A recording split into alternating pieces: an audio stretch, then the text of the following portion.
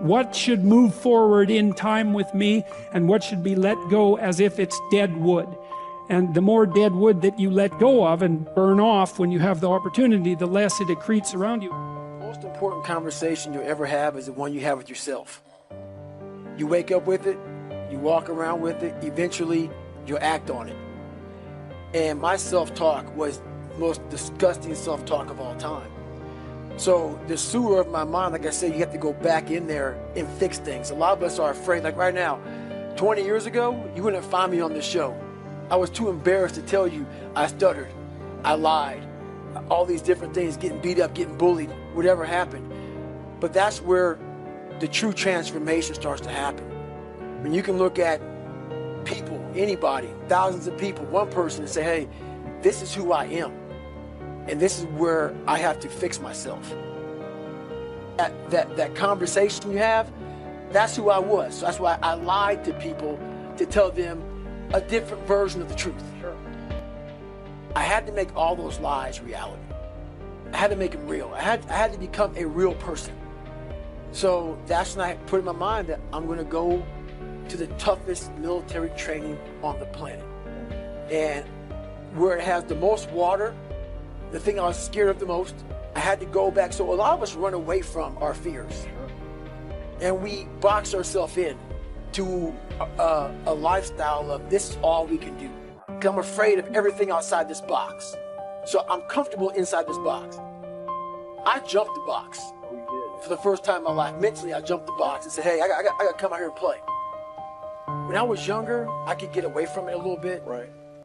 When it becomes something that steady just pecks at you all day long, no matter what you're doing, like if I was talking to you back then when I was 300 pounds, I could be talking to you in this voice at the same time, like, what are you doing? What are you doing, man? You're a loser. Where are you going, man? This is what you can do your whole life. So it'd be talking to me as I'm talking to everybody. It was almost like I had two people. And I'm like, good God, just shut up. I was sick and tired of not facing the fact that I've allowed life to make me feel like a loser. And a lot of us allow life to do that, and we accept it. And a lot of us talk about how we believe in God. We believe in something higher than us. If that is truth, you won't allow yourself to feel that way. Forest fires burn up the forest, and that can't be good. But here's what happens if you don't let forest fires burn, is that, well, forests collect a lot of dry branches, right? Because tree branches die and wood falls on the forest floor and collects. And so the amount of flammable material keeps increasing with time. And that's not so bad if it's wet, but if the amount of flammable material is increasing and it gets really dry, and then it burns, then you have a real problem.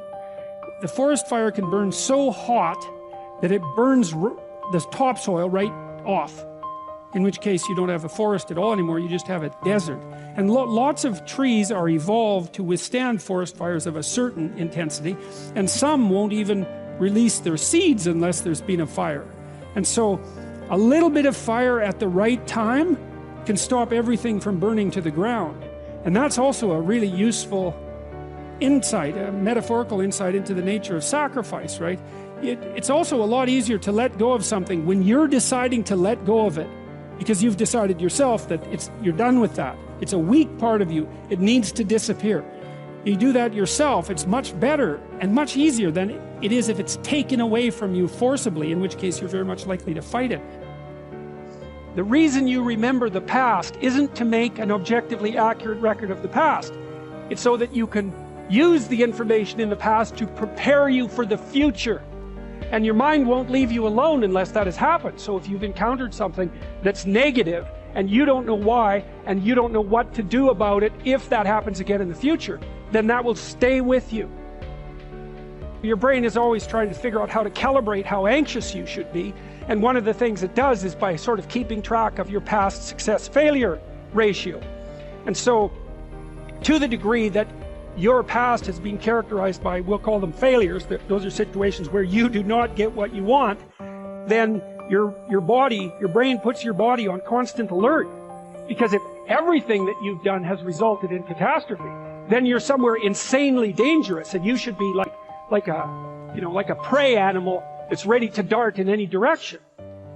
And so you can go back and you can find out where you have holes in the structure through which you're viewing the world. That's one way of looking at it. And you can sew those things up. Your brain is sort of keeping track across your whole life of how many places you've been where things haven't worked out compared to how many places you have been where they have worked out. And if all those places in your past where things haven't worked out, you need to map and master. And that decreases the existential load on you, but that actually decreases your psychophysiological load. Why do you remember your past? Well, you might say, well, it's in order to have an objective, record of the past. It's like it has nothing to do with that. There's only one reason you remember the past, and that's to be prepared for the future. That's why you remember the past.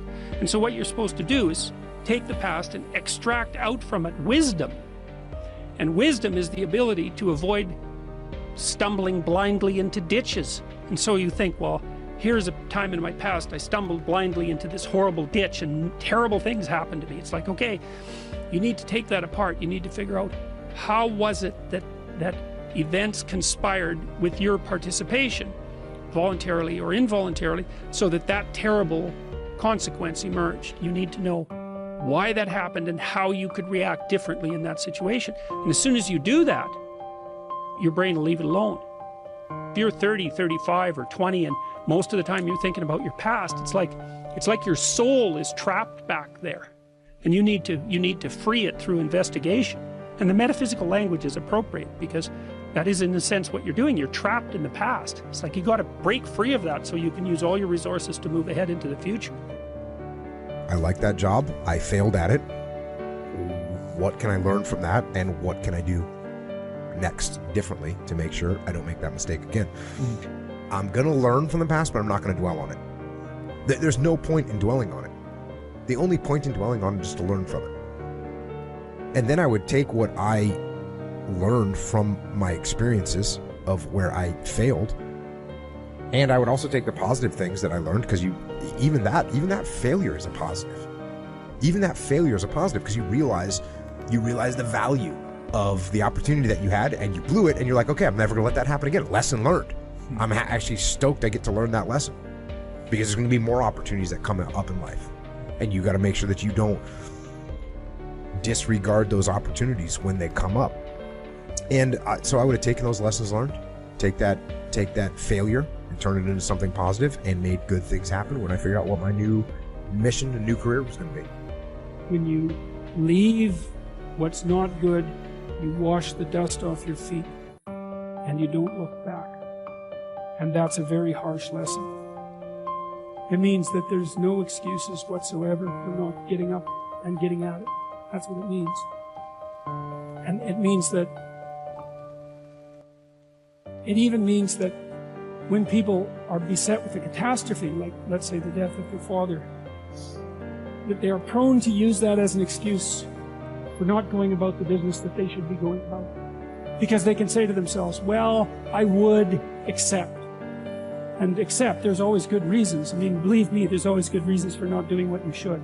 That's for sure. The reasons pile up day after day to not do what you should, especially because you're aiming at things in the future. You can put them off indefinitely, right? Because of the demands of the day.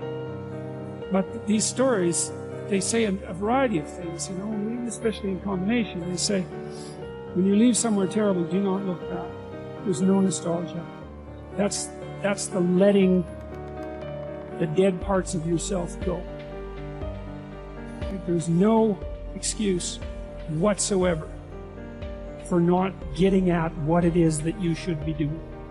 And I think there's something else that's going on here, especially in the New Testament stories, which is even maybe worse, which is it's absolutely reprehensible to justify your inaction with a catastrophe that extracts mercy from other people, right? There's a tricky game that's going, well, of course I can't do that. Look at the terrible thing that's just happened to me. It's, yeah, okay, I understand. You're absolved of any necessity to move forward because of your current catastrophe. It's like, well, actually you're not. And it's rather rude of you to use it as an excuse. And it's certainly counterproductive.